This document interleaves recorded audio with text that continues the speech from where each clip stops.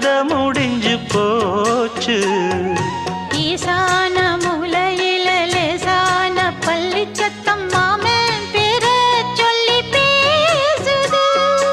ஆறாத சோகந்தன்ன தீராம சேர்த்து வச்சு ஊரும் சேர்ந்து என்ன ஏசுது.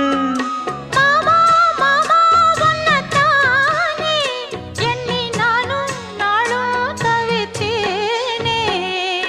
கூண்டுக்குள்ள என்ன வச்சு கூடி நின்ன ஊரை விட்டு கூண்டுக்குள்ள போனதென்ன கோலக்கிளியே.